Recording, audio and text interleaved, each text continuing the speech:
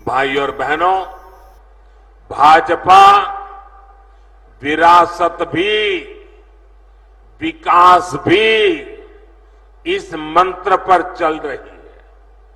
आपने देखा है जब अफगानिस्तान में संकट आया, वहां पर हमारे जो सिख भाई बहन रहते थे, वहां जो हमारा गुरुद्वारा था, बहुत खतरे पैदा हो गए, तो हम गुरु ग्रंथ साहब के स्वरूपों को पूरे अदब के साथ माथे पर रख करके भारत लाए। इतना ही नहीं, हमने साहिबजादों के बलिदान को श्रद्धा पूर्वक नमन करते हुए 26 दिसंबर को वीर बाल दिवस मनाना तय किया। और ये सिर्फ एक दिवस नहीं है, इतना बड़ा बलिदान, इतना बड़ा त्याग, इतनी बड़ी प्रतिबद्धता केरल के बच्चे को भी पता होनी चाहिए, आसाम के बच्चे को भी पता होना चाहिए, तमिलनाडु के बच्चे को पता होना चाहिए, बंगाल के बच्चे को भी पता होना चाहिए। और इसलिए हमने वीर बाल दिवस के द्वारा हिंदुस्तान की भावी पीढ़ी को प्रेरणा देने के लिए वीर बाल दिवस की परंपरा शुरू की है। हमने हरविंदर साहब के लंगर को टैक्स से मुक्त किया, विदेशी भक्त भी सेवा के लिए दान दे सके, इसके लिए हमने नियमों में छूट भी दी है। साथियों, विकसित होते भारत के सामने कुछ चुनौतियां भी है। कांग्रेस और इंडी गठबंधन की स्वार्थ की राजनीति, वोट बैंक की राजनीति ने देश का बहुत नुकसान किया है। इनका वोट बैंक,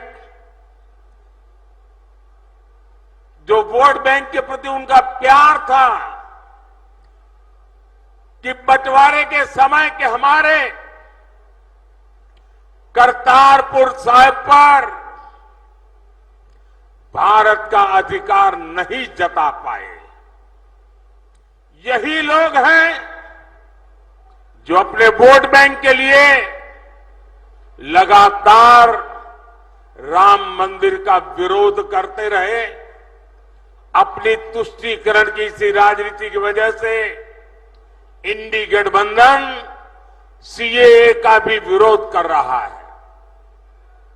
साथियों, आजकल देश के लोग इंडी गठबंधन वालों से संविधान की रट सुन रहे हैं। ये वो लोग हैं जिन्होंने इमरजेंसी में संविधान का गला घोंट दिया था। जब 84 के दंगों में सिखों के गले में टायर बांधकर जलाया जा रहा था, तो इन्हें संविधान की नहीं सूझी। साथियों, मोदी ने एक संकल्प लिया है कि वो दलितों, पिछड़ों, आदिवासियों का आरक्षण किसी को भी छीनने नहीं देगा। अपनी सरकार के 10 साल में मैंने लगातार एससी, एसटी, ओबीसी के आरक्षण की रक्षा की है। ये कांग्रेस और इंडी गठबंधन वाले मेरी इस कोशिश से भी भड़के हुए हैं।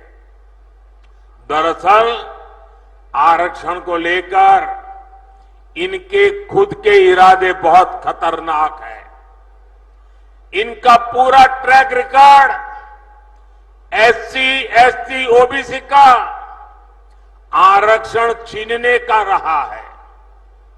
सरकारी नौकरी में धर्म के आधार पर आरक्षण हो, स्पोर्ट्स में, सरकारी टेंडर में धर्म के आधार पर आरक्षण हो, यूनिवर्सिटी के दाखिले में धर्म के आधार पर आरक्षण हो, ये संविधान की भावना का, बाबा साहब आम्बेडकर की भावना का अपमान कर रहे हैं।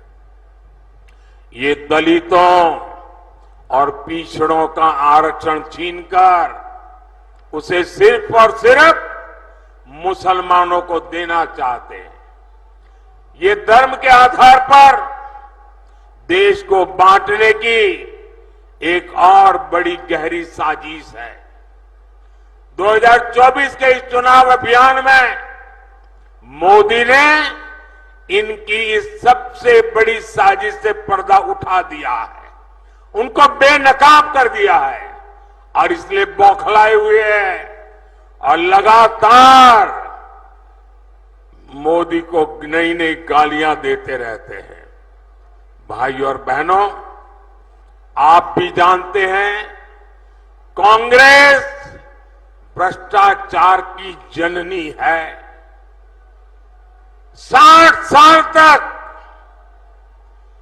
कांग्रेस ने जो कारनामे किए हैं, भ्रष्टाचार की एक से बढ़कर एक वारदातें की हैं, ऐसा लगता है कांग्रेस ने भ्रष्टाचार में डबल पीएचडी कर ली है।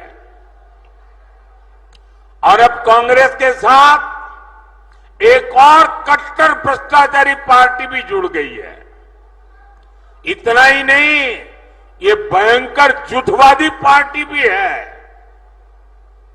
अब आप देखिए,